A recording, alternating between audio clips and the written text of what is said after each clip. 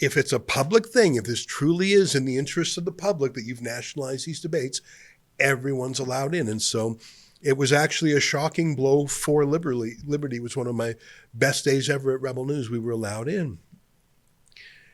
And so they studied that court ruling. The government lost in 2019, and they spent 2 years not thinking about what they had done wrong in terms of repairing themselves and becoming better people. They studied that court ruling in 2019 and thought, how do we game the system? How do we reverse engineer banning Rebel News to comply with the judge? I remember the judge in that first case said, you didn't post all the rules in detail enough. So they had super detailed rules. They said when you fired Rebel News, you only have a one-line explanation. So they gave us, if I recall, it was an 11-page explanation. And when they banned us, some guy who wasn't even in the government sent us the email. So they made sure the right guy sent us the email. So they spent 2 years studying what they did wrong in 2019 and banned us again in 2021. And back to court we won. And we won again. And we won harder and bigger and better. So here it is, 2025.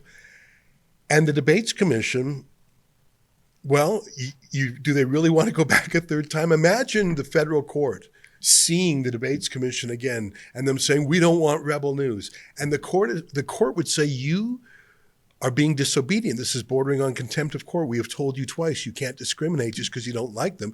You can't do that. And I don't know if you can find a clip in short order, Ephraim, but it was sort of incredible to see Michel Cormier, the head of the Debates Commission, basically say it would be illegal for us to kick them out because he did this circuit. He did so many media interviews last week, and every mainstream media type was like beating him up and saying, why didn't you block them? Why didn't you stop them? And he sounded like a whiny little boy. Yeah, that's a perfect one. Play this one. This is a great little, this is a French language radio exchange, but it's got subtitles. Play this clip. This is, I think this was from Radio Canada, if I'm not mistaken. So this was French language CBC radio. Here, take a listen. And also to defend himself, Michel Cormier, the General Director of the Leaders' Debates Commission. Mr. Cormier, hello. So how come there were 5 journalists there? I'm using quotation marks who represented this media last night. But because we lost 2 cases in court in 2019 and 2021, because it's important to know that we had tried to prevent Rebel News from participating in these press conferences.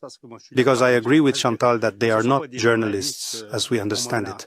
But we lost those 2 cases. And for months, we've been communicating through our lawyers with Rebel and their lawyers to try to limit the number of journalists. So rather than risk another trial that we would surely lose, because with the previous 2, it would have been impossible to win this one.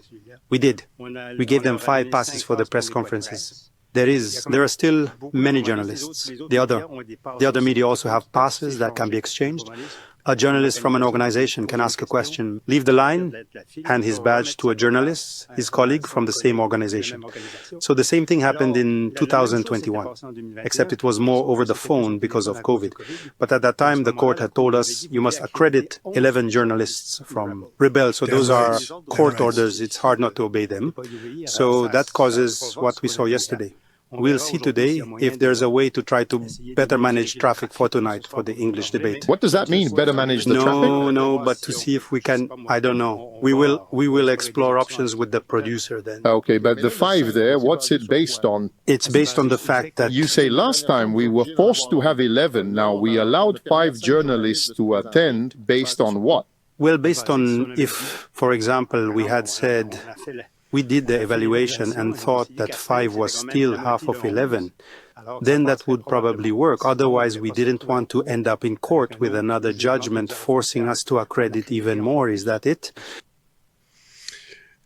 What a little weasel. He admits everything. He says he hates Rebel News. He said he did everything he could to stop us. He said he doesn't think we're journalists.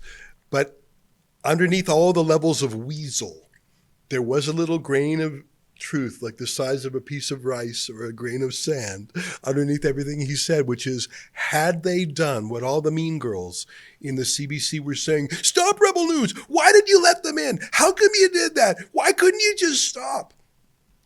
You take away all the weasel words, All the whining and complaining. Michel Cormier, that's the head of the Debates Commission, said the truth under all of it, which was because it would have broken the law.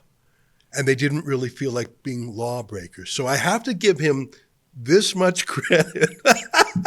He knew that what the mean girls of the press gallery were saying was illegal. And he agreed with them and he sympathized with them and he thinks we're not real journalists. And really, who wouldn't want to live in a country where the government gets to decide who is or isn't a journalist? And that's my point from the very beginning. Justin Trudeau thought he was so flippin' smart by nationalizing the debates, but don't you see? That is what put it under the standard. The government cannot bully people just because the journalists want them to. It was so gross to watch all these other journalists gang up on Rebel News. And it was sort of fun to see someone who agreed with him, Michel Cormier, say, look, guys, what can I do? I'm going to lose court case number 3. That would have been amazing. And I won't lie, part of me was sort of looking forward to going to court and giving them a drubbing, making it a three-peat. I mean, how often do you get to do that? But in the end, he took the coward's way out. So look at these two opposing forces. On the one hand, the mean girls saying you've got to stop Rebel News, and him saying, yeah, I agree with you. On the other hand, the court, the Charter of Rights, the Constitution, two cases saying you cannot discriminate. And like I say, you can't find a way to only kick out Rebel News without tripping the wire for everyone else. So you know what he did? You know that little weasel did? He canceled the English language Scrum. So after the debates, all the politicians were supposed to come in for a Scrum. And instead of letting Rebel News have a few questions, and we would have had 2 or 3 probably, they canceled the whole thing. The only purpose of the Debates Commission, it's like that meme, you had one job. They had one job, have a debate with a Q&A afterwards, and he would rather nuke the whole thing than allow the peasants at Rebel News to ask some questions. By the way, I should tell you, Mark Carney took 2 questions from independent media, not from us, but from others, and he did fine with the questions. And we actually put a question to Blanchette, that's the head of the Bloc Québécois, and he answered quite friendly, in English no less, and it was a substantive answer. I might not agree with his answer, but he answered us.